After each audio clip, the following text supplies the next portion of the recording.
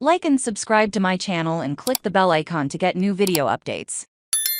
Jason Aldean already had the most despicable country song of the decade. The video is worse. While country music used to pride itself on being about 3 chords, and the truth, increasingly aggressive superstar Jason Aldean has a different take on what the genre should represent. 2 chords and a spanking, or maybe a shotgun blast. Aldean's Try That in a Small Town is nearly the most cynical song ever written about the implied moral superiority of a limited number of neighbors, which is saying quite a bit, considering how many tries there have been there's writing America's great small town anthem in a single year. Most others at least made it seem like they were celebrating local pride, not prejudice. But for Aldean, it's about how small towns face the imminent threat of outlaw urban marauders, which must be kept in check by any means necessary, which quite explicitly means vigilante justice. Aldean can simply be seen speaking up at a city council meeting to keep the invaders out. First, the misfits visit your charming vintage stores off the freeways, then return with their BLM protests and Molotov cocktails. Ban antique shops now before it's too late. Try That in a Small Town was ridiculous enough as a single,